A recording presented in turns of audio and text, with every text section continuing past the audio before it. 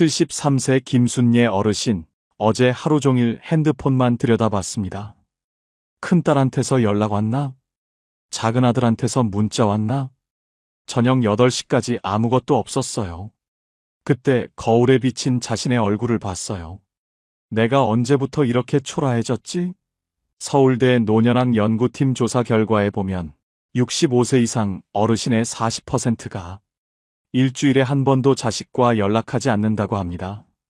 그런데 더 놀라운 건 자식과 매일 연락하는 어르신이 오히려 우울증 위험이 2배 높다는 것입니다. 왜일까요? 기대가 크면 실망도 크니까요. 김순예 어르신은 이걸 깨달은 후 단 한 가지를 바꿨습니다. 그 후 놀라운 일이 벌어졌어요. 지금부터 중요한 이야기 시작합니다.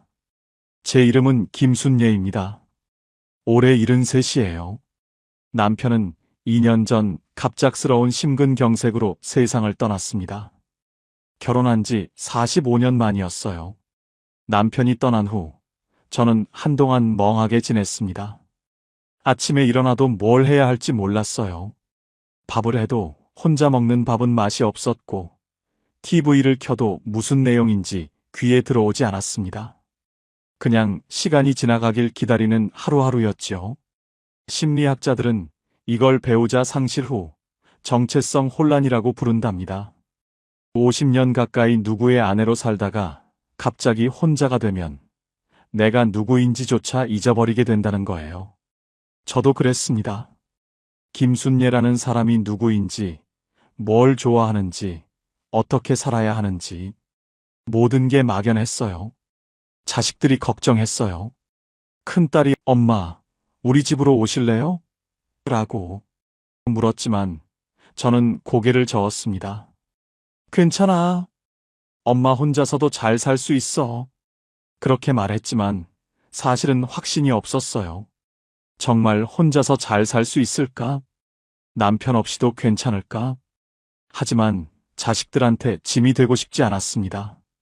이미 다들 자기 인생이 있고 바쁘게 살아가는데 늙은 엄마까지 떠안고 살게 할 순 없었어요. 그래서 혼자 살기로 했습니다. 남편이 남긴 유족연금과 제 기초연금을 합치면 한 달에 90만 원 정도 나왔어요. 서울에 사는 동갑내기 친구 박순자 씨는 한 달에 120만 원 받는다고 했는데 저는 그보다 적었지만 그래도 감사했습니다. 집은 전세로 살고 있었고 전세금은 아직 여유가 있었으니 당장 살아가는 데는 문제가 없었습니다. 돈이 많지는 않았지만 제가 검소하게 살면 충분했어요. 복지관에서 만난 어르신이 말씀하시더군요. 노후엔 3가지만 있으면 돼. 건강, 돈, 그리고 혼자 있을 용기. 그때는 무슨 말인지 잘 몰랐는데 지금은 알 것 같아요. 문제는 돈이 아니었습니다. 외로움이었어요. 신문에서 읽었는데 노인 중 30%가 하루 종일 말을 한마디도 하지 않는 날이 일주일에 2-3번 있다고 하더군요. 아침에 안녕이라고 인사할 사람도 저녁에 잘 자라고 말할 사람도 없었어요. 그 침묵이 저를 조금씩 잠식해 들어왔습니다. 사람은 사회적 동물이라고 하잖아요. 누군가와 연결되어 있다는 느낌이 없으면 정신적으로 무너진다고 합니다. 저도 그랬어요. 그러다 보니 자연스럽게 자식들 생각이 났어요. 큰딸은 결혼해서 아이 2 키우며 살고 작은아들은 아직 미혼인데 회사 일이 바빠서 주말에도 거의 일한다고 했어요. 둘 다 서울에 살고 저는 경기도 외곽에 혼자 살았습니다. 차로 1시간 정도 거리였지만 자주 보긴 어려웠죠. 처음엔 일주일에 한 번씩 전화가 왔습니다. 엄마, 잘 지내? 응, 잘 지내지. 밥은 잘 먹어? 먹지, 걱정 마. 짧은 통화였지만 그 통화 하나로 일주일을 버텼어요. 자식들 목소리를 듣는 것만으로도 힘이 났습니다. 전문가들은 이걸 정서적 의존이라고 부른답니다. 어느 날부터 저는 전화를 기다리기 시작했어요.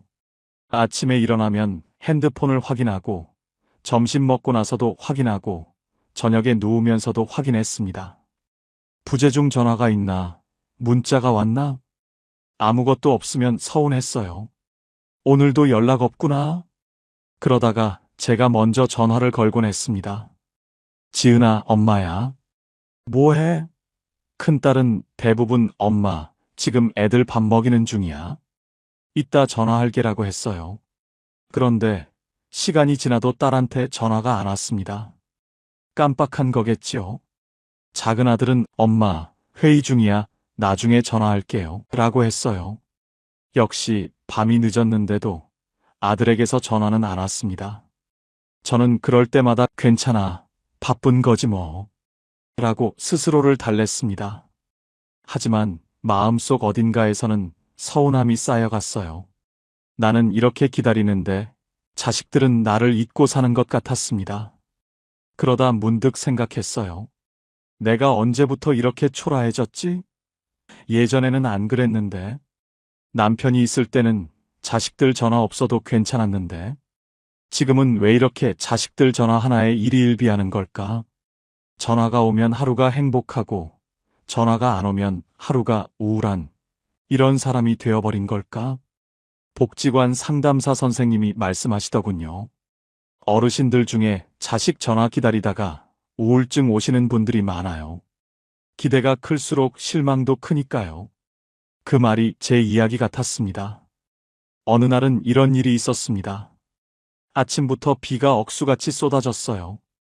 장을 보러 나가야 했는데 우산을 써도 다 젖을 것 같았습니다. 그래서 큰딸한테 전화를 걸었어요. 지은아, 지금 비가 많이 오는데 혹시 시간 되면 엄마 좀 데리러 와줄래? 장 좀 봐야 하는데. 큰딸이 한숨 섞인 목소리로 말했어요. 엄마, 오늘 진짜 안 돼. 둘째가 열이 나서 병원 가야 해. 그리고 큰애 학원 데려다 줘야 하고. 정말 미안해, 엄마. 아, 그래, 지은아. 엄마 괜찮아. 병원 잘 다녀와. 라고 말하고 전화를 끊었습니다. 괜찮다고 말했지만 전화를 끊고 나니 눈물이 났어요. 손자가 아픈데 병원 가야 하는 건 당연하죠. 저도 이해해요. 근데 왜 이렇게 서운한 걸까요? 왜 이렇게 혼자라는 게 무겁게 느껴지는 걸까요? 저는 그날 장을 보러 나가지 않았습니다. 그냥 집에 있는 라면을 끓여 먹고 하루 종일 누워 있었어요. 비 오는 소리를 들으면서 천장을 보면서 생각했습니다. 나는 왜 이렇게 되었을까? 언제부터 내 삶의 중심이 자식이 되어버린 걸까? 남편이 떠나고 나서 무의식 중에 제가 자식들한테 기대기 시작한 것 같았어요. 외로움을 자식들이 채워주길 바라고, 심심함을 자식들이 달래주길 바라고, 내 하루를 자식들이 의미 있게 만들어주길 바랐던 겁니다. 그런데 자식들은 그런 제 마음을 몰랐어요. 아니, 알았다고 해도 감당할 수 없었을 겁니다. 자식들도 각자의 삶이 있으니까요. 가족 상담 전문가가 쓴 책을 도서관에서 봤는데 이런 구절이 있더군요. 노년의 부모가 자식에게 정서적으로 과도하게 의존하면 자식은 죄책감과 부담감 사이에서 고통받고 부모는 기대와 실망 사이에서 무너진다. 딱 제 이야기였습니다. 그 후로 저는 패턴을 발견했습니다. 자식들한테 전화가 왔을 때와 안 왔을 때의 제 기분 변화를요. 전화가 오면 하루가 밝아졌어요. 오늘 딸이 전화했어. 아들이 안부 물어봤어. 그 생각만으로도 기분이 좋아지고 밥맛도 나고 TV도 재미있게 봤습니다. 그런데 전화가 며칠 안 오면 점점 우울해졌어요. 오늘도 연락 없네. 나는 이렇게 기다리는데 얘들은 나를 잊었나 봐. 그러다 제가 먼저 전화를 걸게 되고 통화가 짧게 끝나면 서운해하고 서운해하는 제 자신이 또 초라하게 느껴지고 이런 반복이었습니다. 그러던 어느 날 저는 깨달았어요. 문제는 자식들이 아니라는 것을요. 자식들은 나쁘지 않았어요. 전화 안 하는 것도 저를 미워해서가 아니었고 바빠서 깜빡한 것뿐이었습니다.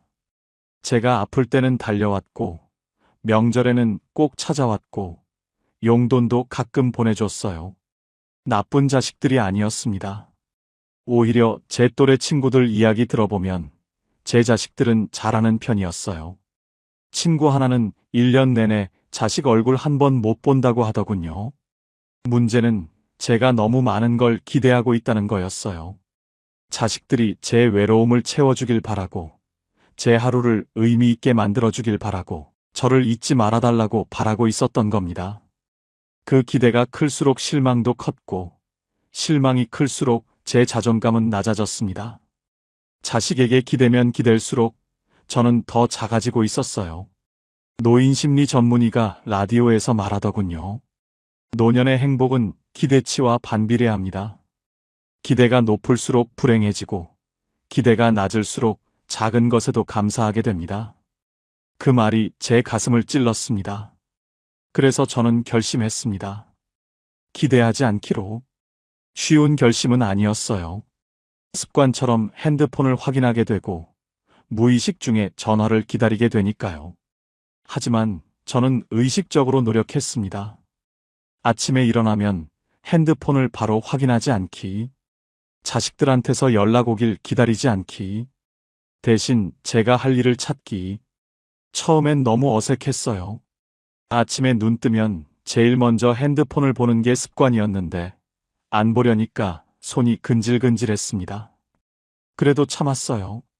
대신 일어나서 세수하고, 창문 열어 환기시키고, 간단하게 스트레칭하고, 아침 먹고, 설거지하고, 그 다음에 핸드폰을 봤습니다.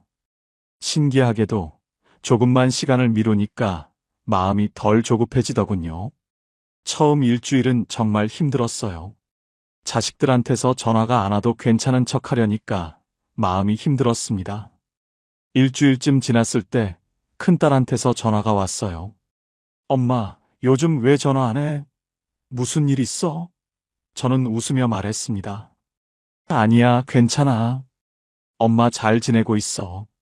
내가 바쁜 거 아니까 전화 안 한 거야. 딸이 말했어요. 엄마, 미안해. 요즘 정신 없어서 전화 못했어.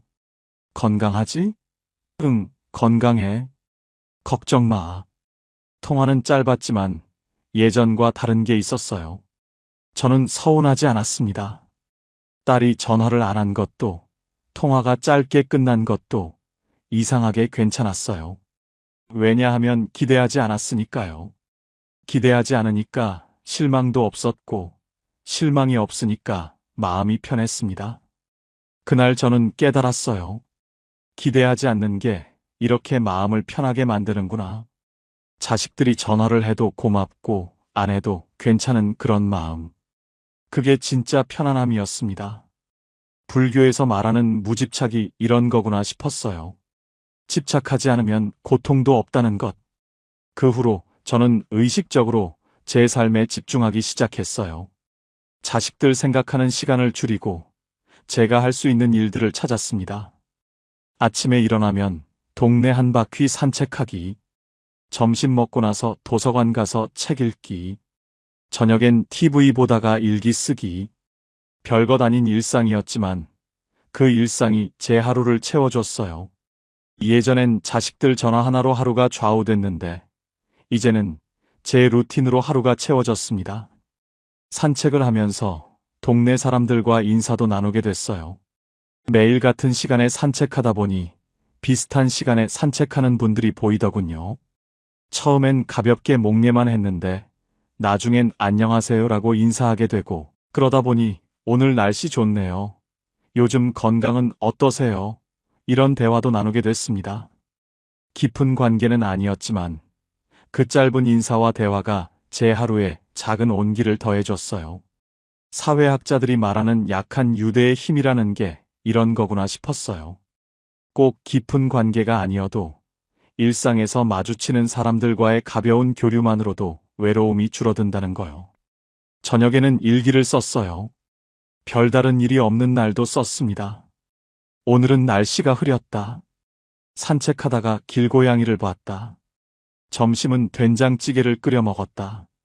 오후에 도서관에서 책을 읽었는데 좋은 구절이 있었다. 이런 식으로요.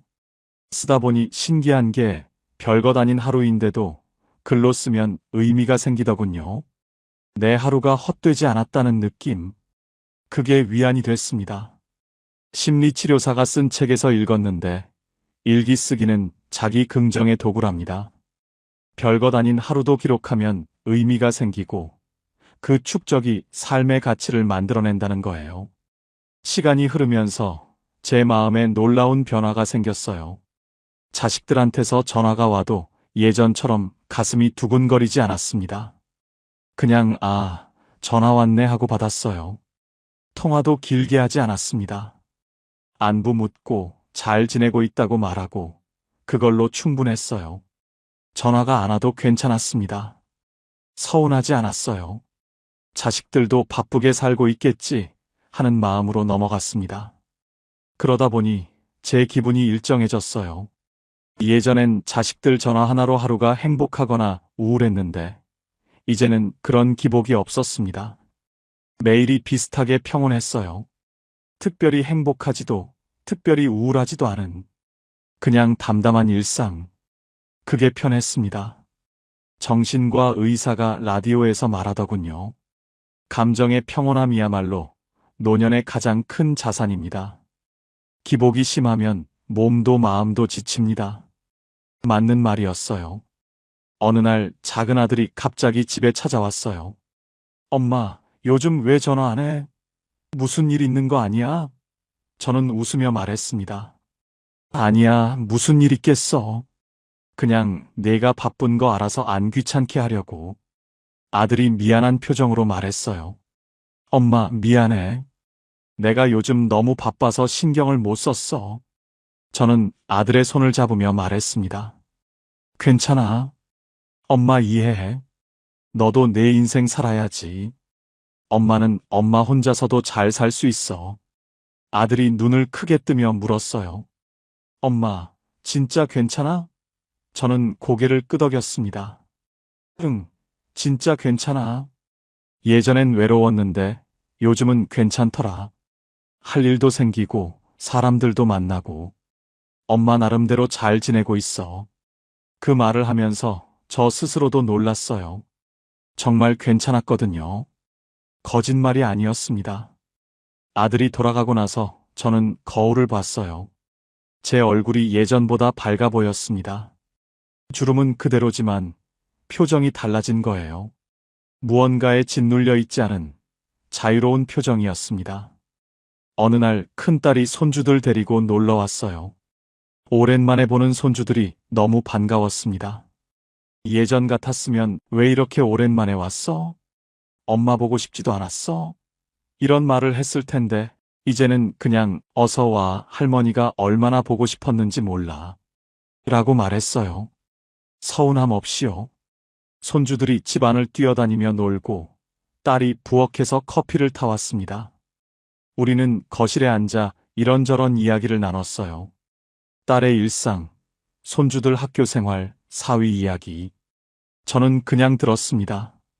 예전엔 나는 요즘 이래, 나는 이렇게 외로워하면서 제 이야기를 많이 했는데 이제는 그냥 들어주는 게 편했어요. 딸도 편해 보였어요.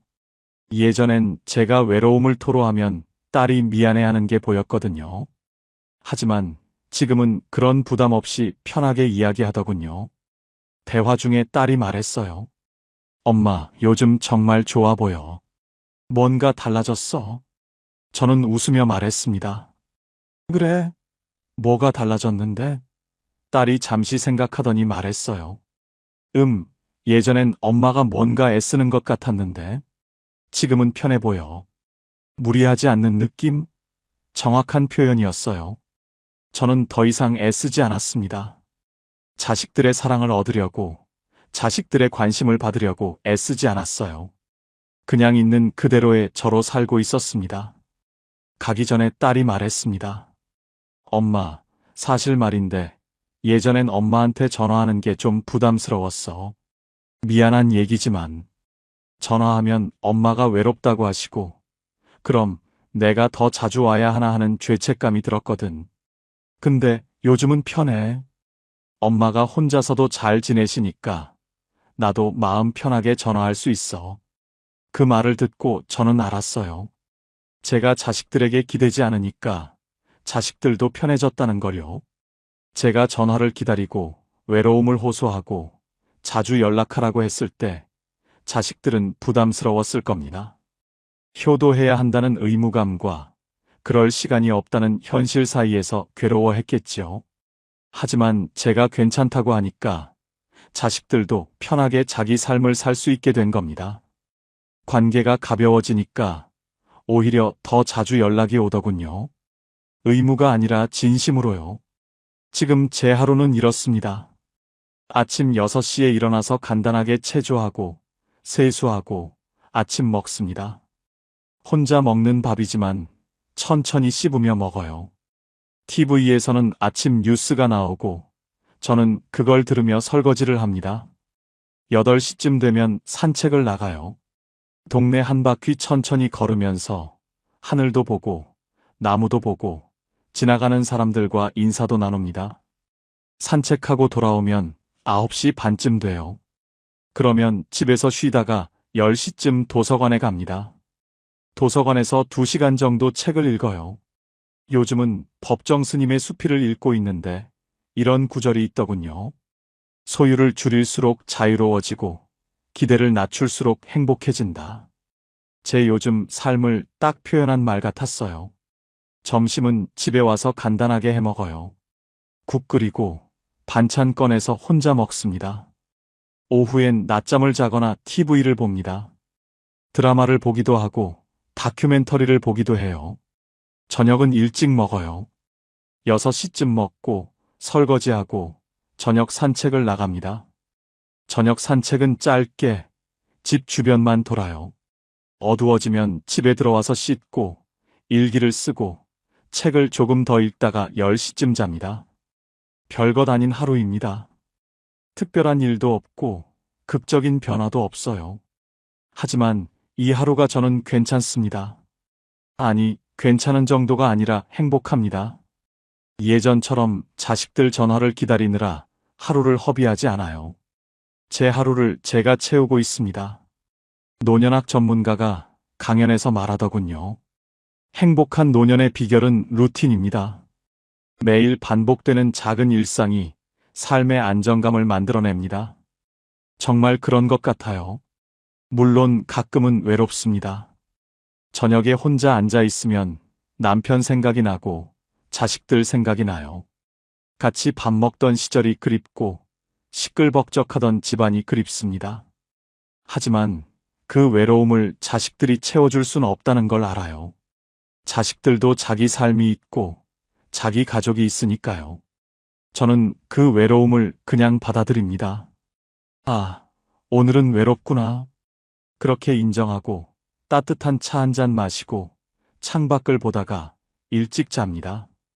그러면 다음 날 아침엔 또 괜찮아요. 중요한 건 제가 무너지지 않는다는 겁니다. 예전엔 외로움이 올 때마다 자식들한테 전화해서 그 외로움을 달래려고 했어요. 하지만 그게 해결책이 아니었습니다. 오히려 자식들한테 부담을 주고 저는 더 초라해지고 이제는 외로움을 제가 감당합니다. 외로워도 괜찮아요. 혼자여도 괜찮습니다. 이게 제 인생이니까요. 철학자 니체가 이런 말을 했다더군요. 고독을 견딜 수 있는 사람만이 진정한 자유를 얻는다. 예전엔 이 말이 무슨 뜻인지 몰랐는데 이제는 알 것 같아요. 연금 90만 원으로 사는 게 부유하지는 않지만 그래도 살만합니다. 검소하게 살면 충분해요. 매달 30만 원은 생활비로 쓰고 20만 원은 전기세, 수도세, 관리비로 나가고 나머지는 조금씩 모아둡니다. 혹시 몸이 아플 때를 대비해서요. 자식들한테 손 벌리고 싶지 않으니까요. 가끔 큰딸이나 작은아들이 용돈을 보내주는데 그건 따로 모아둡니다. 나중에 손주들 용돈으로 줄 거예요. 지난주에 동네 복지관에서 프로그램이 있다는 공지를 봤어요. 노인 요가 교실이었습니다. 처음엔 관심 없었는데 생각해보니 집에만 있는 것보다 나을 것 같아서 신청했어요. 어제 첫 수업이었는데 생각보다 괜찮았습니다. 비슷한 또래 어르신들이 모여서 선생님 따라 간단한 동작을 하는 거였어요. 몸이 뻐근했는데 조금 풀리는 것 같았고, 무엇보다 사람들과 함께 한다는 게 좋았어요. 자식들이 중심이 아니라 제가 중심인 세계. 그게 좋습니다. 오늘 아침 저는 거울을 보며 생각했습니다. 2년 전 남편이 떠나고 나서 저는 많이 흔들렸어요. 제 삶의 중심을 잃어버린 것 같았고, 외로움에 짓눌려 숨쉬기조차 힘들었습니다.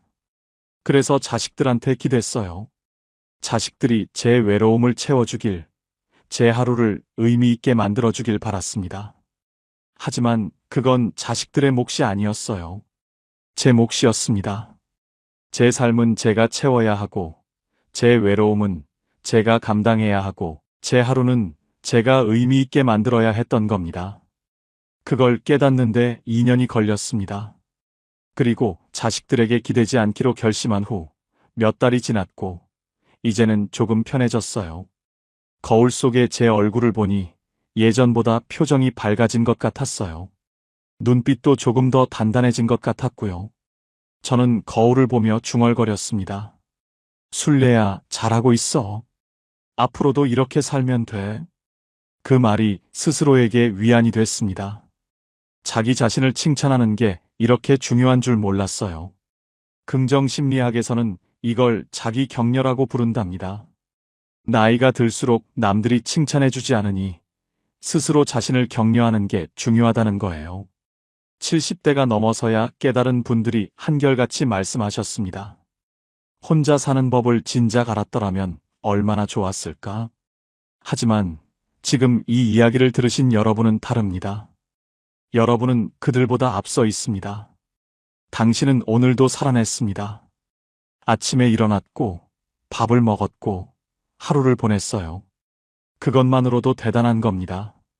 서울대 노년학 연구팀이 10년간 추적한 결과가 증명했듯이 70대가 넘어서도 건강하고 평온한 사람들의 공통점은 거창한 게 아니었습니다. 바로 이겁니다. 매일 작은 것들을 해내는 것, 혼자서도 하루를 채워가는 것. 혼자 사는 건 쉽지 않습니다. 외롭고 힘들고 불안해요. 하지만 당신은 해내고 있습니다. 매일매일 해내고 있어요. 그게 얼마나 대단한 일인지 아시나요? 스스로를 인정해 주세요. 칭찬해 주세요. 나는 잘하고 있어 하고 말해 주세요. 당신은 충분히 잘하고 있어요. 내일도 눈을 뜰 겁니다. 또 하루가 시작될 거예요. 그 하루를 어떻게 채울지는 당신이 선택할 수 있습니다. 작은 것부터 시작하세요. 창문을 열고 숨을 쉬어보세요. 따뜻한 물을 마셔보세요. 밖으로 나가서 10분만 걸어보세요. 누군가에게 인사해보세요. 그게 전부예요. 그렇게 작은 것들을 하나씩 하다 보면 하루가 채워집니다. 10년 후, 20년 후, 당신이 여전히 건강하게 웃고 있을 이유는 바로 오늘 당신이 내린 이 작은 선택들 때문일 겁니다. 오늘을 살아냈으니 내일도 살아낼 수 있어요. 당신은 혼자가 아닙니다. 많은 사람들이 당신과 같은 하루를 살고 있어요. 외롭지만 그래도 살아가고 있습니다. 우리는 함께 살아가고 있어요. 고맙습니다. 오늘 이 이야기를 들어주셔서 고마워요. 당신의 하루가 조금이라도 덜 무겁기를, 당신의 내일이 조금이라도 더 따뜻하기를 바랍니다. 당신은 소중한 사람입니다. 살아있다는 것만으로도 의미가 있어요. 오늘도, 내일도 당신이 무사하기를 진심으로 응원합니다. 지금까지 황금노후였습니다. 60대 이상 어머니 800명에게 물었습니다. 결혼한 딸과의 관계에서 가장 후회되는 것이 무엇입니까? 놀랍게도 대부분의 대답은 비슷했습니다. 더 많이 해주지 못한 것, 더 자주 찾아가지 못한 것, 그런 후회가 아니었어요. 그들이 후회한 것은 사랑하는 방법을 너무 늦게 알았다는 것이었습니다. 지금 이 순간 여러분은 그들보다 앞서 있습니다. 그들이 70대가 넘어서야 깨달은 것을 지금 알게 될 것이기 때문입니다. 서울대 가족관계연구소가 10년간 추적 조사한 결과를 보면 결혼한 딸과 평생 좋은 관계를 유지하는 어머니들에게는 명확한 공통점이 있었습니다. 거창한 희생도, 끝없는 헌신도 아니었어요. 아주 작지만 확실한 태도의 차이였습니다. 충격적인 숫자가 하나 있습니다. 어머니의 87%는 딸을 위해 최선을 다하고 있다고 답했지만 딸의 62%는 엄마의 관심이 부담스럽다고 답했습니다. 똑같은 사랑인데 받아들이는 마음은 정반대였던 겁니다. 오늘 이 이야기를 끝까지 들으시면 답을 얻으실 겁니다. 왜냐하면 대부분의 어머니들이 더 많이 해줄수록 좋은 엄마라고 생각하시는데 사실은 그게 아니기 때문입니다. 사랑은 넘쳤는데 관계는 멀어진 어머니들의 이야기. 정성은 가득했는데 마음은 점점 어긋난 딸들의 이야기. 그리고 결국 깨닫게 된 진짜 사랑의 거리에 관한 이야기. 이것을 알게 되면 여러분과 딸의 관계가 완전히 달라질 수 있습니다. 10년 후, 20년 후에도 서로 편안하게 웃으며 만날 수 있습니다. 지금부터 시작하겠습니다. 3년 전 봄이었습니다. 딸아이가 전화를 했어요. 엄마, 우리 이번에 이사 가기로 했어. 엄마 집에서 버스로 20분 거리야. 그 말을 듣는 순간 제 가슴이 쿵 내려앉는 것 같았습니다. 기쁨인지 안도인지 아니면 둘 다인지 모를 감정이 확 밀려왔어요. 딸이 결혼하고 나서 5년, 차로 1시간 넘게 걸리는 곳에서 살았습니다. 가끔 명절이나 생일 때나 보는 얼굴이었죠. 전화는 자주 했지만 그래도 목소리만 듣는 건 늘 아쉬웠습니다. 잘 먹고 있는지, 아프진 않은지, 사위가 잘해주는지 궁금한 게 태산 같았어도 물어볼 수가 없었어요. 괜히 잔소리하는 엄마 같아서요. 그런데 이제 버스로 20분이라니 거의 옆 동네나 마찬가지잖아요. 이사 가는 날 저는 새벽부터 잠이 안 왔습니다. 뭘 해줄까? 뭘 가져다 줄까? 머릿속이 복잡했지요. 이불은 새 걸로 사줘야 하나? 냉장고엔 뭐가 필요할까? 그릇은 충분한가? 한참을 생각하다가 결국 반찬을 잔뜩 만들었습니다. 딸이 좋아하던 멸치볶음, 김치볶음, 콩자반, 계란말이, 시금치나물, 반찬통 6개를 꽉 채워서 들고 갔어요. 딸의 새집 문을 열고 들어서는데 이상하게 눈물이 핑 돌더군요. 이제 자주 올 수 있겠구나. 밥도 해주고 청소도 도와주고 손주들 봐주고 나도 이제 쓸모 있는 사람이 된 것 같았습니다. 그 후로 저는 거의 매일 딸 집에 갔습니다. 비 오는 날도 갔어요. 버스 타고 20분이면 되니까 아침에 반찬 만들어서 점심때쯤 갖다 주면 딱 좋았거든요. 처음엔 딸도 좋아했습니다. 엄마, 고마워. 요즘 너무 바빠서 장 볼 시간도 없었는데. 어머, 이거 내가 제일 좋아하는 건데. 엄마 어떻게 알았어? 그런 말들을 들을 때마다 제 마음은 날아갈 것 같았어요. 내가 필요한 사람이구나. 내가 딸에게 도움이 되는구나. 그게 얼마나 행복한지 모릅니다. 반찬통을 들고 딸 집 문 앞에 서면 벨 누르기 전에 항상 한 번 숨을 골랐어요. 오늘은 뭐라고 반겨줄까? 뭘 더 해줄까? 그런 기대감으로 가득했으니까요. 월요일엔 국 끓여주고, 화요일엔 나물 무쳐주고, 수요일엔 생선 구워주고, 일주일이 그렇게 딸을 중심으로 돌아갔습니다. 제 냉장고보다 딸집 냉장고 사정을 더 잘 알 정도였어요. 어디에 뭐가 있고, 무엇이 부족한지. 그게 자랑스러웠습니다. 시장에 가서도 딸 생각부터 했어요. 얘가 이거 좋아했지. 요새 날씨가 더우니까 시원한 오이냉국 해줘야지. 장바구니가 무거워도 기분은 가벼웠습니다. 집에 와서 설거지하고 요리하고 반찬통에 담고 뚜껑 닫고 다시 버스 타고 가는 그 모든 과정이 행복했어요. 저는 그게 사랑이라고 믿었습니다. 주는 것, 채워주는 것, 돌보는 것. 그게 엄마가 할 수 있는 최선의 사랑이라고 생각했지요. 그런데 언제부터였을까요? 딸의 반응이 조금씩 달라지기 시작했습니다. 처음엔 눈치채지 못했어요. 아주 미세한 변화였으니까요. 엄마, 고마워라는 말이. 또 왔어. 로 바뀌고 이거 내가 좋아하는 건데라던 말이 엄마, 너무 많아로 바뀌었습니다. 그래도 저는 대수롭지 않게 여겼어요. 아이고, 요새 바쁜가 보다. 일이 힘든가 보다. 그러면서도 마음 한구석은 조금씩 불편해졌습니다. 어느 날은 딸이 문을 열면서 이렇게 말했어요. 엄마, 저번에 가져다 준 반찬 아직 다 못 먹었는데 그 말이 무슨 뜻인지는 알았습니다. 더 가져오지 말라는 뜻이었지요. 하지만 저는 웃으며 대답했어요. 괜찮아. 이건 냉동실에 넣어두면 오래가. 천천히 먹어. 그러면서 반찬통을 냉장고에 넣었습니다. 딸의 냉장고를 열었을 때 저는 잠깐 멈칫했어요. 제가 지난주에 가져다 준 반찬통들이 그대로 있었거든요.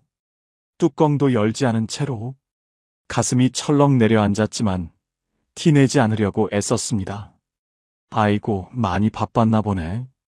요새 배달 음식 자주 시켜 먹나? 딸이 미안한 듯 웃으며 말했어요. 응, 요새 야근도 많고 해서. 근데 엄마가 해준 반찬은 먹어야 하는데 자꾸 미루게 돼. 먹어야 하는데. 그 말이 가슴에 박혔습니다. 집에 돌아오는 버스 안에서 계속 그 말이 맴돌았어요. 먹어야 하는데. 먹고 싶어서가 아니라 먹어야 해서. 의무처럼 느껴진다는 뜻일까요? 아니야, 그럴 리 없어. 그냥 바빠서 그런 거겠지.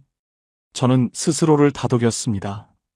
하지만 그 후로도 비슷한 일들이 반복됐어요. 제가 갖다 준 반찬이 빨리 비워지지 않았습니다. 전엔 사나흘이면 텅 빈 반찬통을 돌려받았는데 이제는 일주일이 지나도 연락이 없었어요. 제가 먼저 반찬통 좀 돌려줄래? 하고 문자를 보내야 했습니다. 그럴 때마다 딸은 미안. 깜빡했어라고 답했죠. 깜빡했다는 말.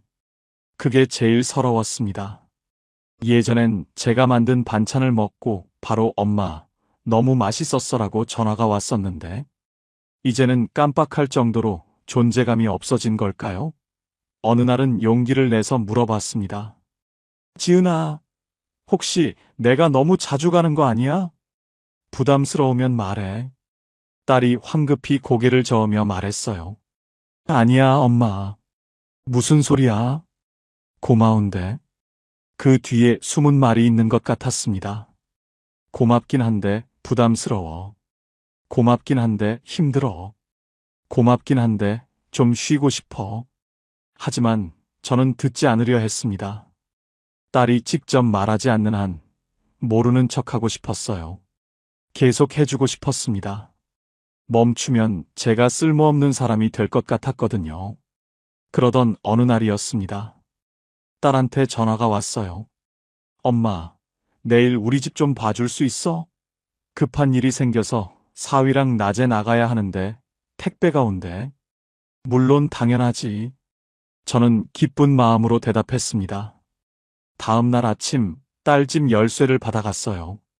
택배를 기다리면서 청소라도 해줄까 싶어 이것저것 둘러봤습니다.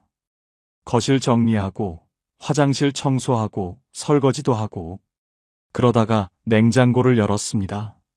뭐 모자란 게 있나 확인하려고요. 냉장고 문이 열리는 소리, 차가운 냉기가 얼굴에 닿았습니다. 그리고 저는 그 자리에 얼어붙었습니다. 제가 가져다 준 반찬통들이 그대로 있었어요. 하나, 둘, 셋, 넷, 다섯. 뚜껑을 열어보니 손도 대지 않은 것들도 있었고 어떤 건 이미 상해서 곰팡이가 피어 있었습니다.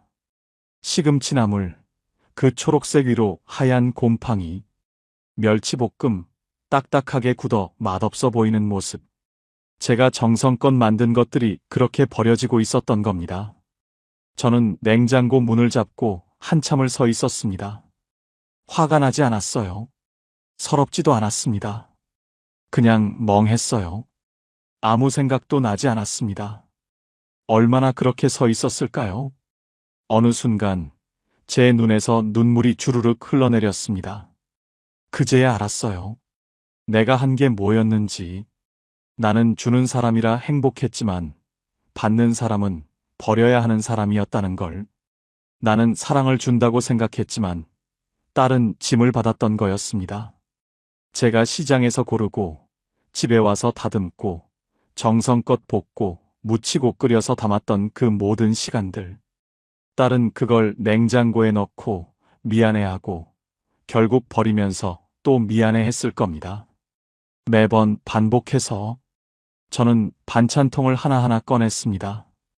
곰팡이 핀 것들을 보며 눈물을 닦았어요. 그리고 쓰레기통에 버렸습니다. 제 정성을, 제 시간을, 제 사랑을 쓰레기 봉투에 담으면서 생각했어요. 나는 대체 뭘 한 걸까? 누구를 위한 거였을까? 딸을 위한 거였나 아니면 나를 위한 거였나? 쓸모 있고 싶었던 내 마음을 채우려고 딸을 힘들게 한 건 아닐까? 그날 저녁 딸이 집에 돌아왔습니다. 저는 아무 말도 하지 않았어요. 딸도 냉장고가 깨끗해진 걸 알았겠지만 아무 말도 하지 않았습니다. 어색한 침묵이 흘렀지요. 그때 사위가 말했습니다. 어머니, 오늘 청소해 주시고 고맙습니다. 근데요, 사실 저희가 말씀드릴 게 있었어요. 사위가 조심스럽게 입을 열었습니다. 저희가 어머니 반찬을 안 먹는 게 아니에요. 정말 맛있거든요. 근데 양이 너무 많아서 저희 둘이서 먹기엔 너무 많고 그렇다고 버리자니 어머니한테 너무 죄송하고 매번 그게 스트레스였어요. 딸이 고개를 숙인 채 말했습니다. 엄마, 미안해. 내가 진작 말했어야 했는데. 나는 엄마가 자주 오는 게 좋아. 근데 반찬을 다 못 먹을 때마다 엄마한테 미안해서 그게 부담이었어. 그 순간 제 머릿속이 하얘졌습니다. 딸이 거부한 건 저 아니었어요. 반찬이었습니다. 아니, 정확히 말하면 너무 많은 반찬이었죠. 저는 딸이 싫어서 안 먹는 줄 알았는데 딸은 못 먹어서 미안해하고 있었던 겁니다. 나는 주는 사람이라 괜찮다고 믿었지만 받는 사람은 매일 미안했던 거예요. 제가 해준 게 사랑이 아니라 빚이 되어버린 겁니다. 집에 돌아오는 길, 저는 계속 생각했습니다. 나는 왜 그렇게 많이 해줬을까? 딸이 원해서가 아니었어요. 내가 하고 싶어서였습니다.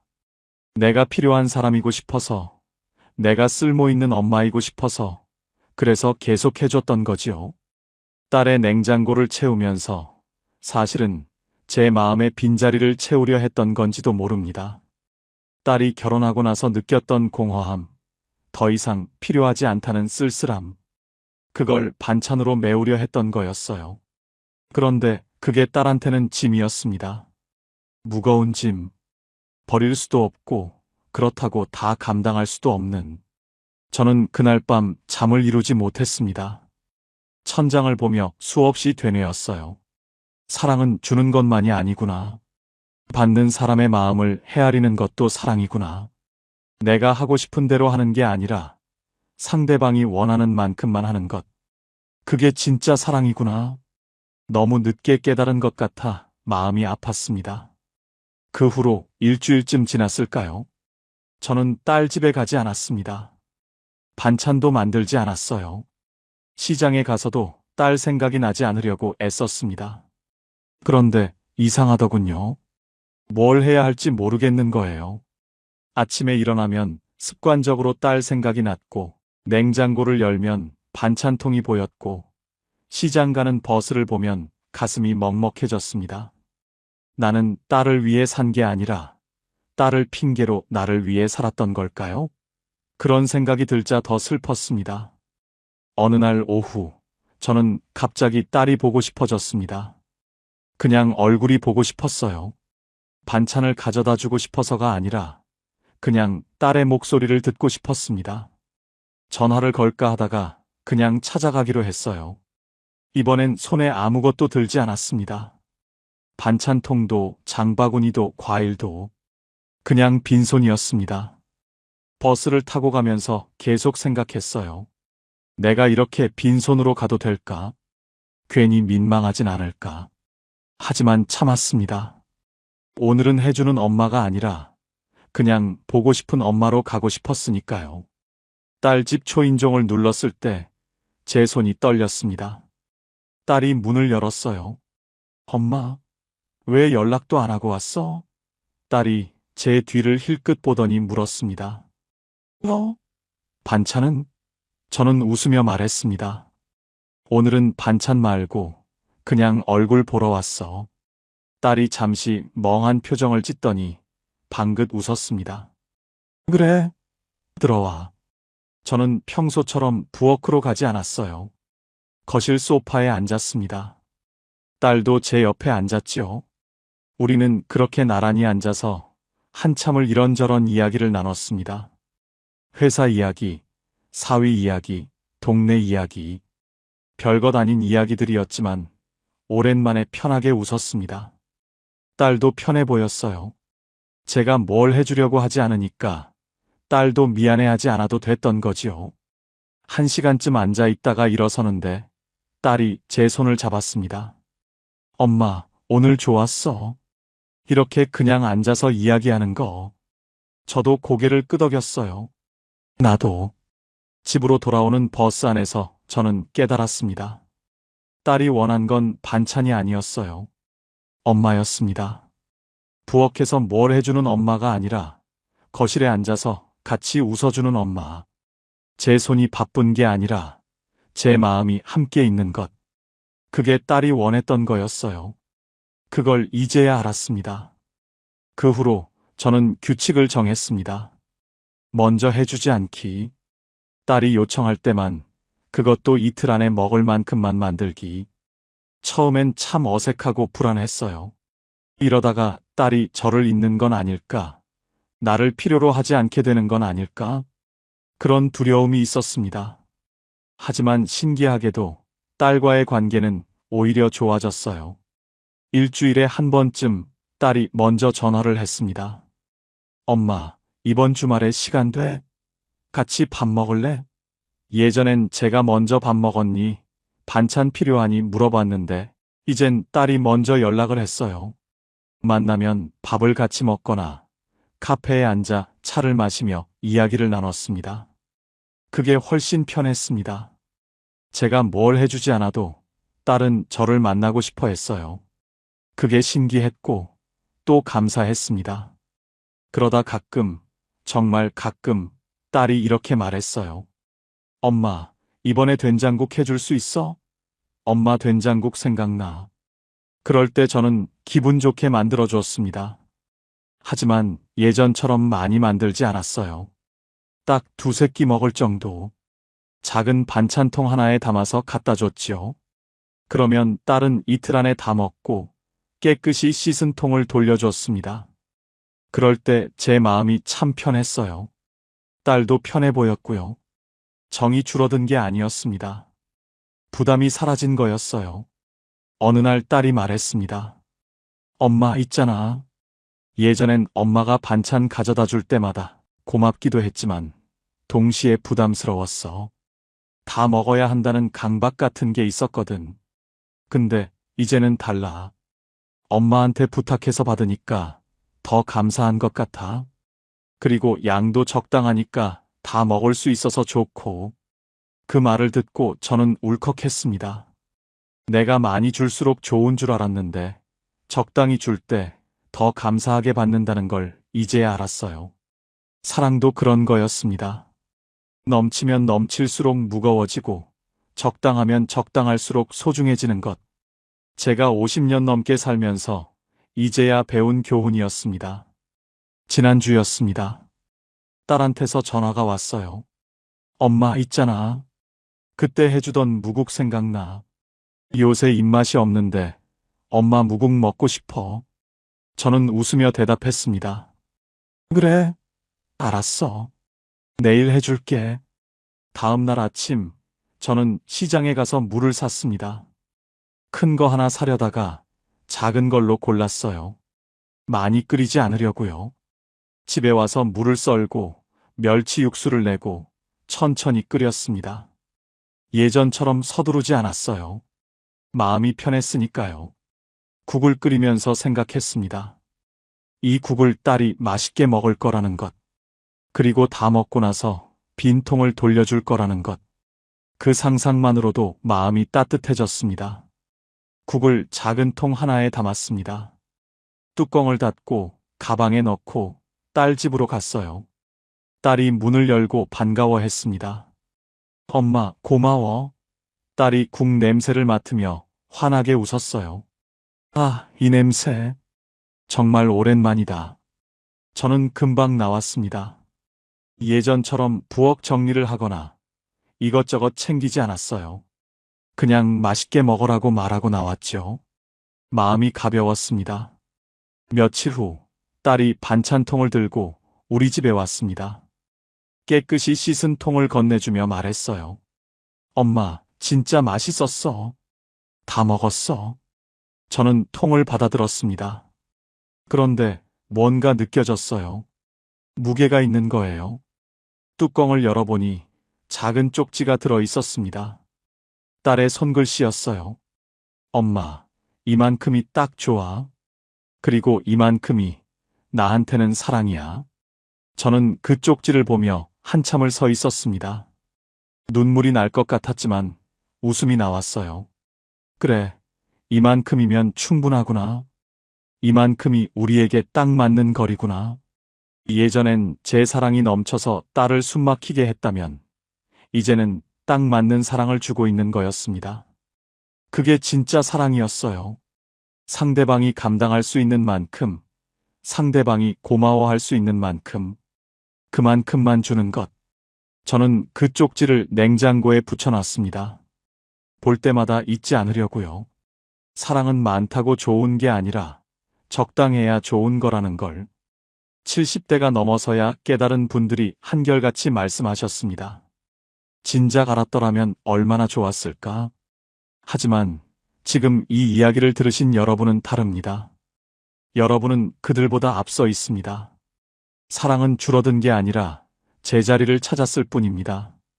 예전엔 딸의 냉장고를 가득 채우는 게 사랑이라 믿었지만 이제는 압니다. 딱 필요한 만큼만 채워주는 것. 그게 진짜 사랑이라는 걸요. 우리는 평생 주는 것만 배웠지 멈추는 것은 배우지 못했습니다. 사랑한다는 이유로 끊임없이 주고 채워주고 돌봐줘야 한다고 믿었지요. 하지만 서울대 가족관계연구소 10년 추적 조사가 증명했듯이 딸과 평생 좋은 관계를 유지하는 어머니들은 달랐습니다. 그들은 주지 않는 것도 사랑이라는 걸 알았습니다. 상대방이 스스로 설 수 있도록 물러서는 것, 내가 필요할 때까지 기다려주는 것, 그것도 사랑이라는 거요. 여러분, 혹시 지금 누군가에게 너무 많은 걸 주고 있진 않으신가요? 상대방이 고마워하기보다 미안해하고 있진 않은가요? 그렇다면 오늘부터 한 발짝 물러서 보세요. 조금 덜 해주세요. 처음엔 불안하고 서운할 수 있습니다. 하지만 그 거리가 오히려 관계를 편하게 만들 겁니다. 사랑은 가득 채우는 게 아니라 적당히 비워두는 거니까요.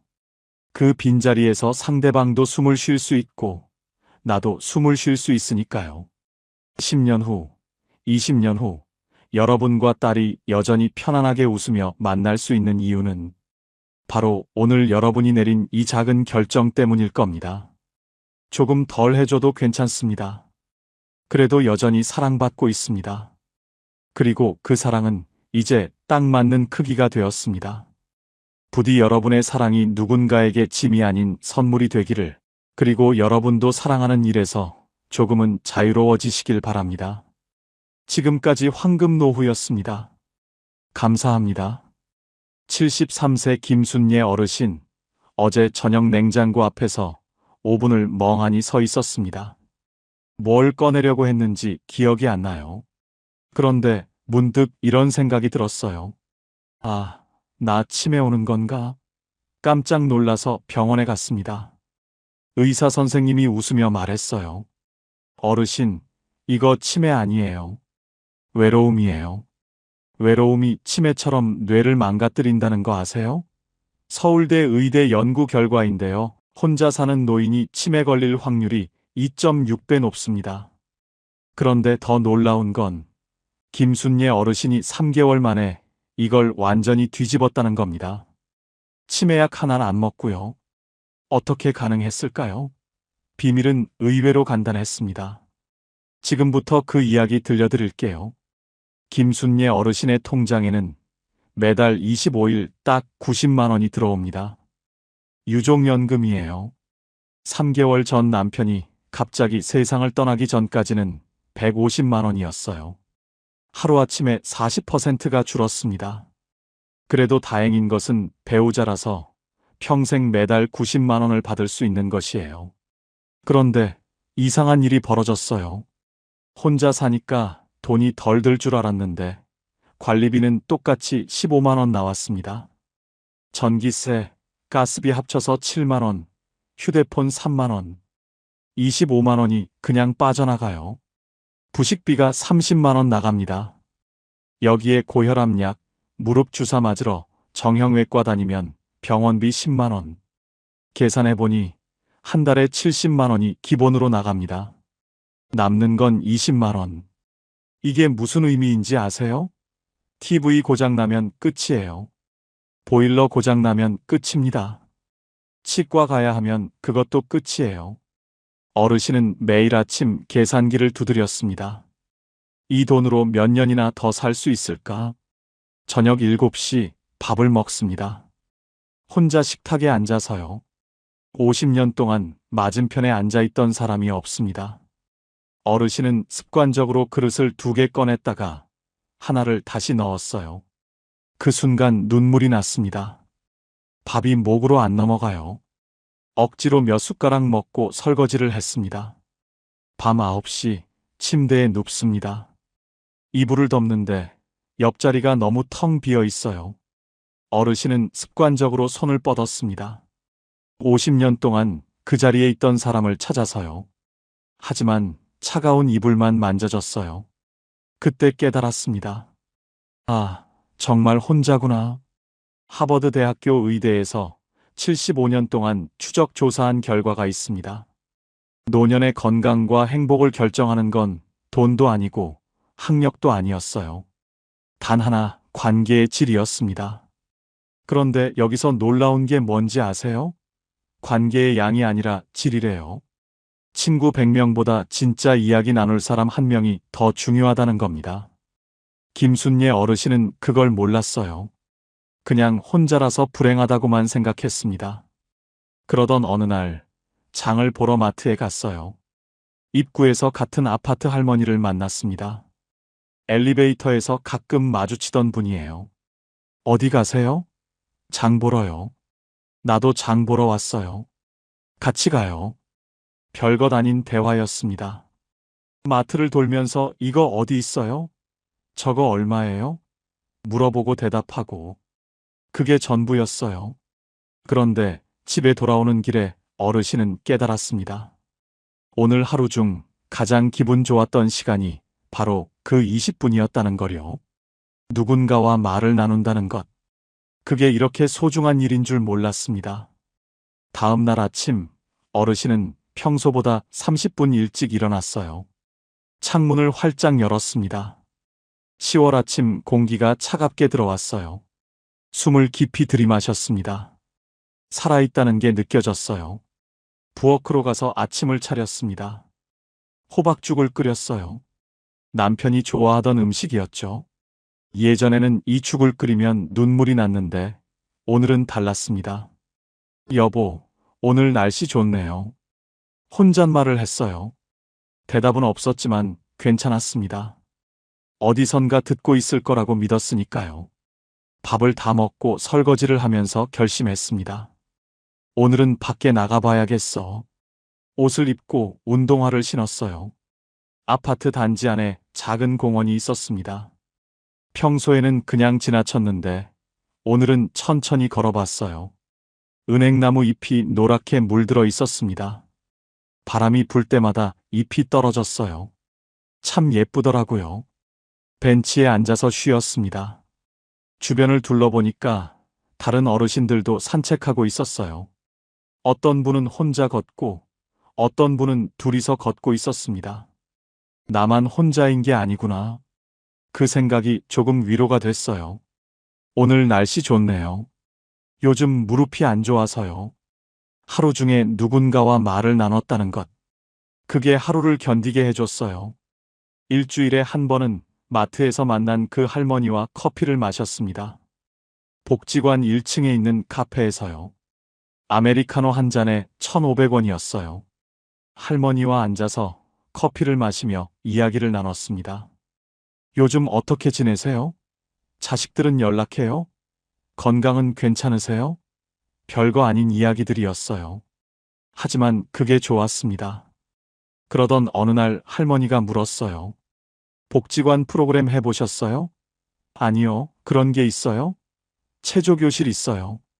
나 거기 다녀요. 같이 가볼래요? 어르신은 잠시 망설였습니다. 낯선 사람들 만나는 게 부담스러웠어요. 하지만 할머니가 권하니까 거절하기 어려웠습니다. 한번 가볼게요. 다음 주 화요일 할머니와 함께 복지관에 갔어요. 3층 강당에 어르신들이 모여 있었습니다. 한 20명 정도 됐어요. 다들 여자 어르신들이었습니다. 선생님이 앞에서 음악을 틀고 체조를 가르쳤어요. 팔을 위로, 옆으로, 아래로.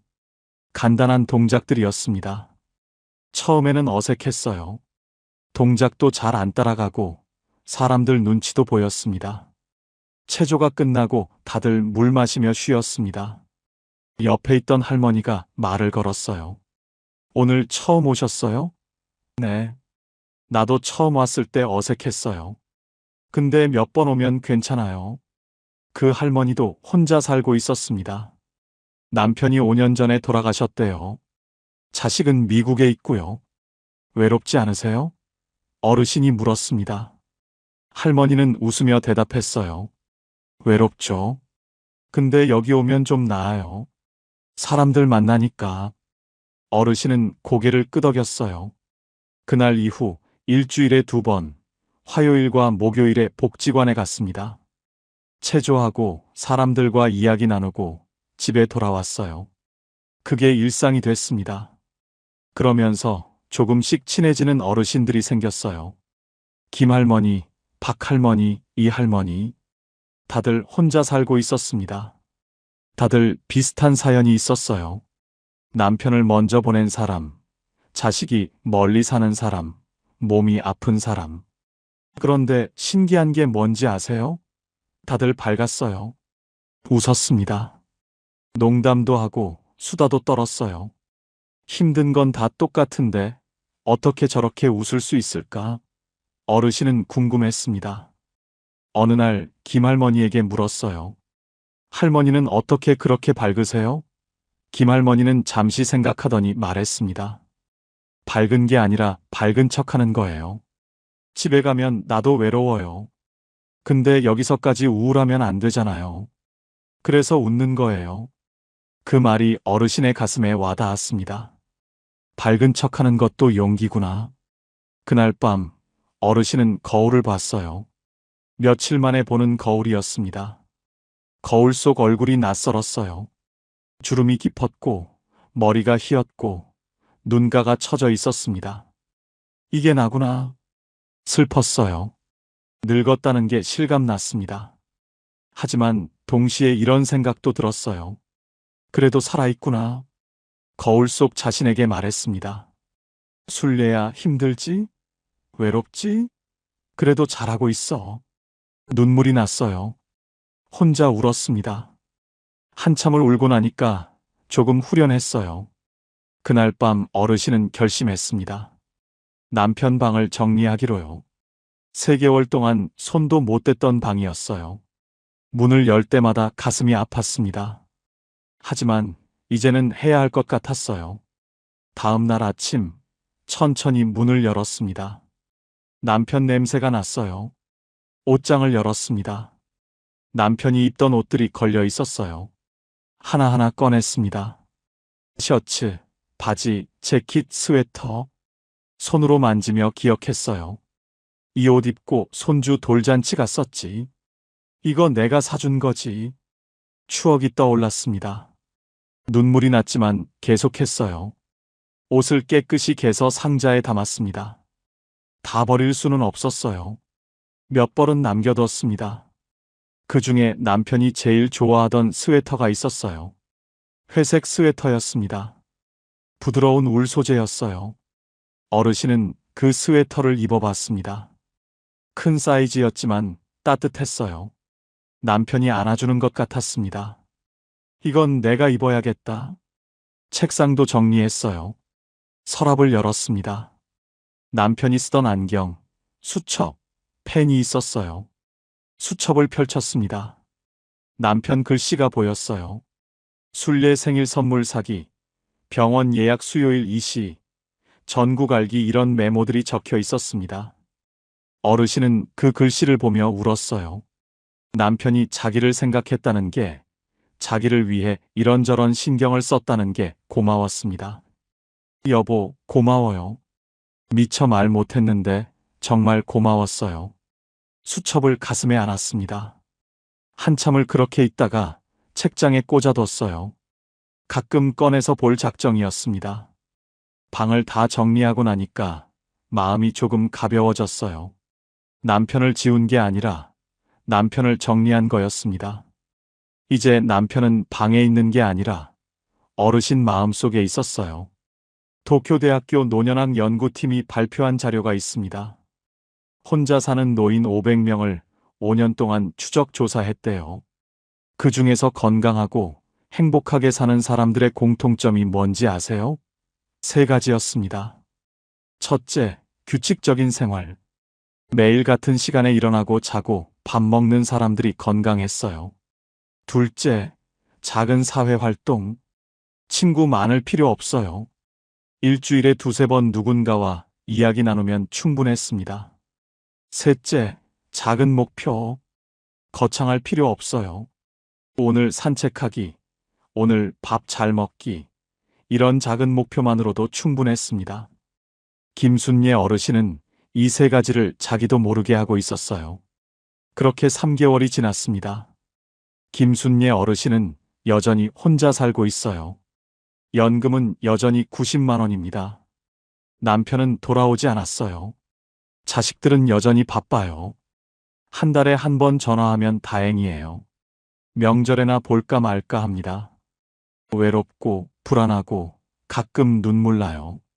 하지만 예전과는 다릅니다. 이제는 혼자 사는 법을 알아요. 외로움과 함께 사는 법을 배웠습니다.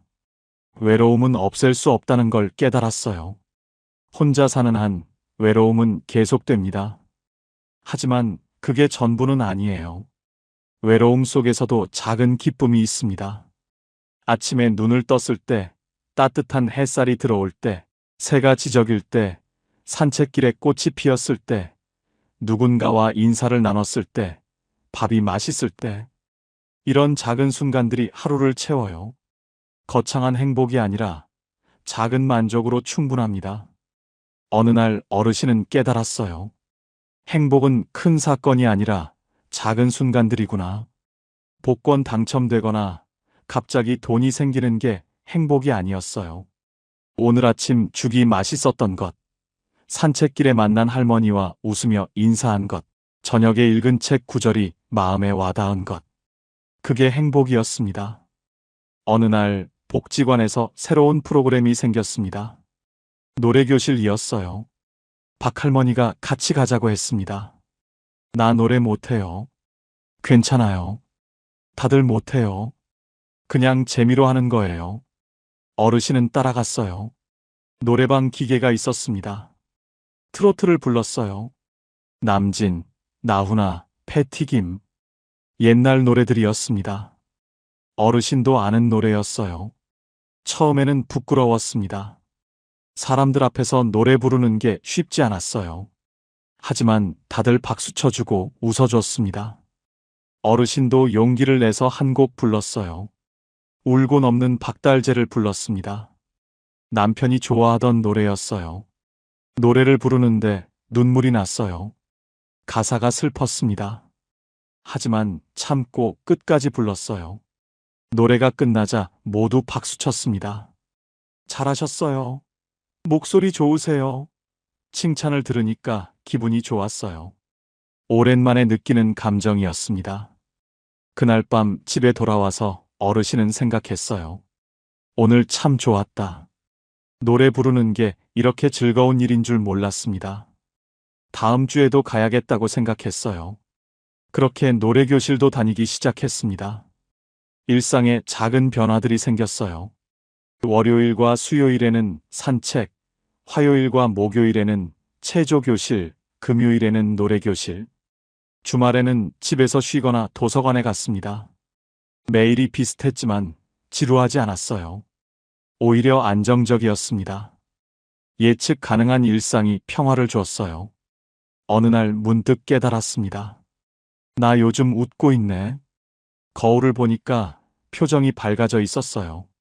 주름은 여전했지만 눈빛이 달랐습니다. 생기가 돌았어요.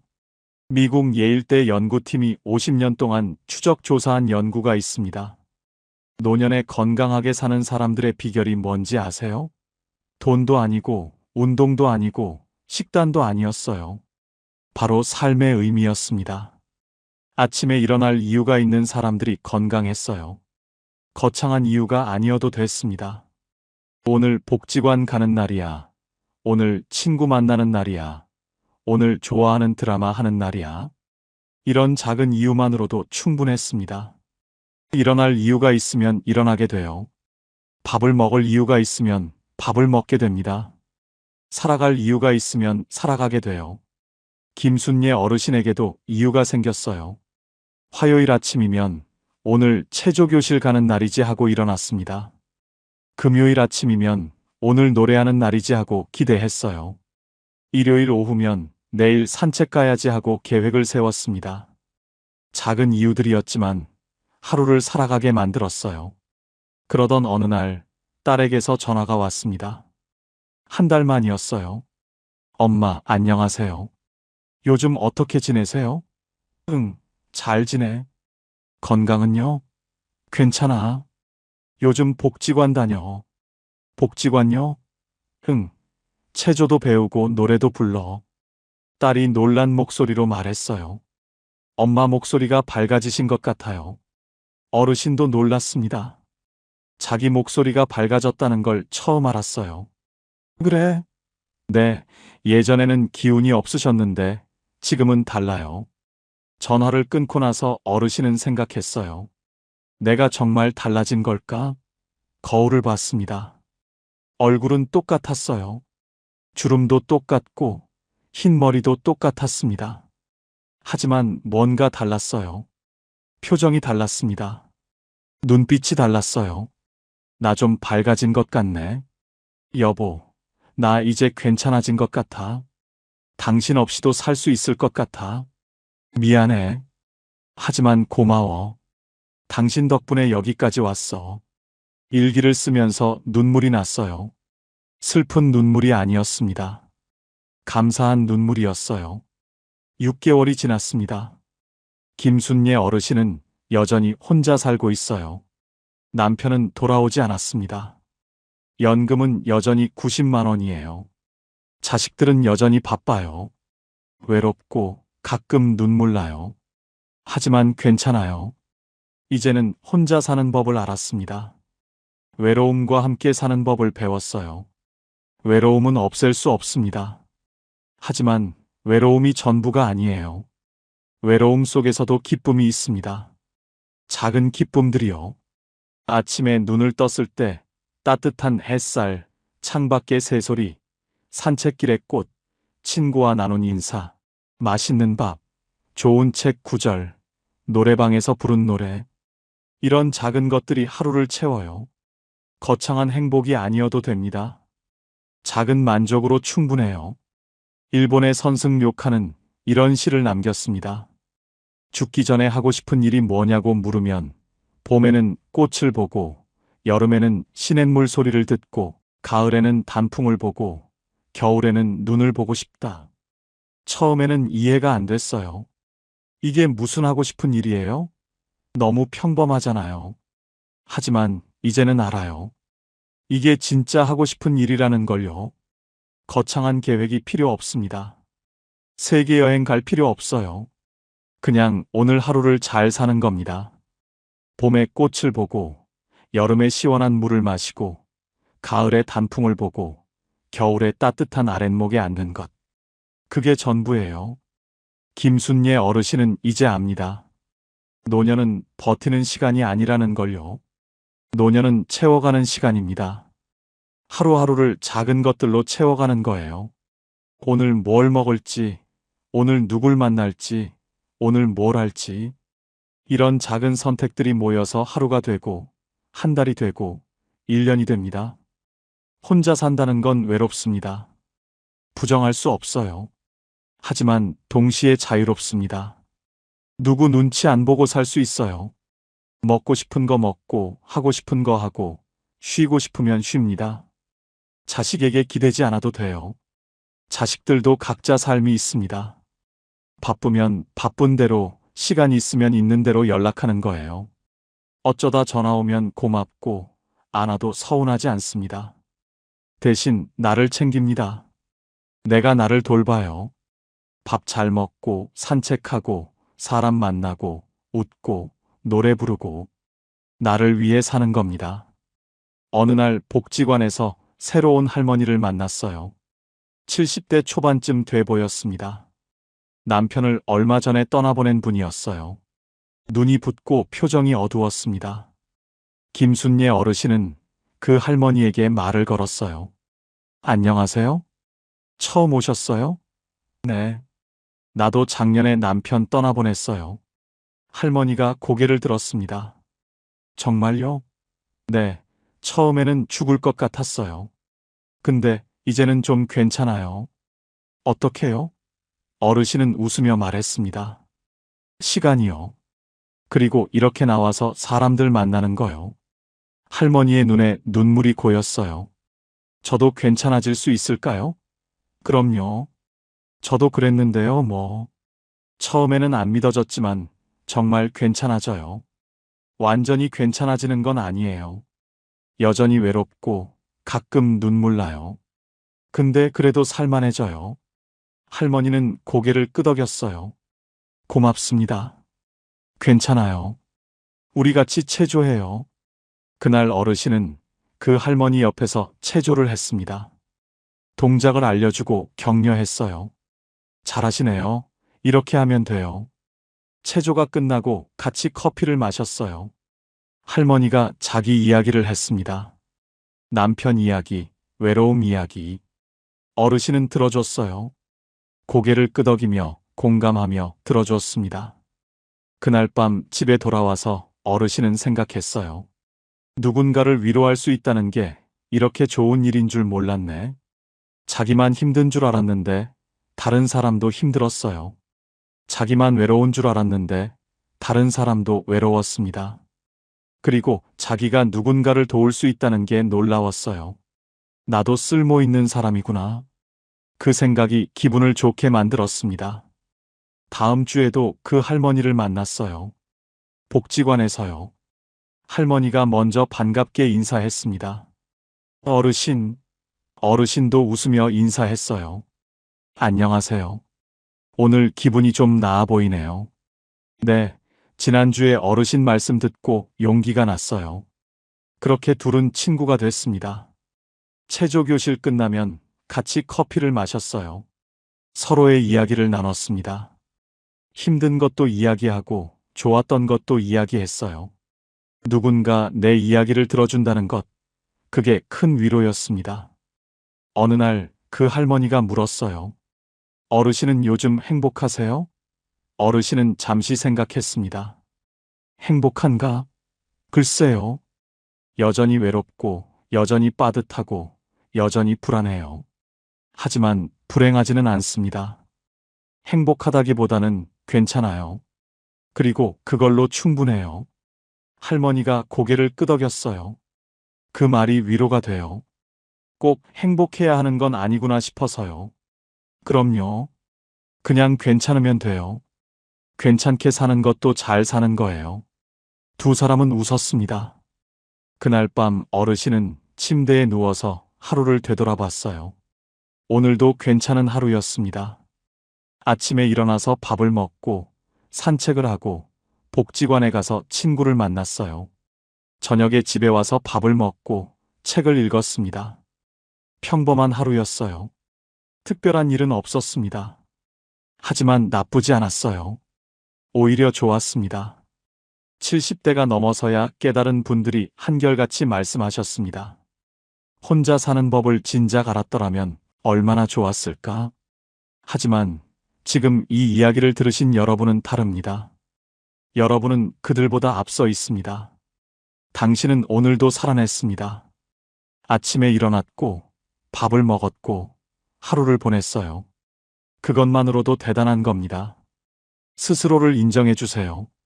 칭찬해 주세요. 나는 잘하고 있어 하고 말해 주세요. 당신은 충분히 잘하고 있어요. 내일도 눈을 뜰 겁니다. 또 하루가 시작될 거예요. 10년 후, 20년 후, 당신이 여전히 건강하게 웃고 있을 이유는 바로 오늘, 당신이 내린 이 작은 선택들 때문일 겁니다. 오늘을 살아냈으니 내일도 살아낼 수 있어요. 당신은 소중한 사람입니다. 살아있다는 것만으로도 의미가 있어요.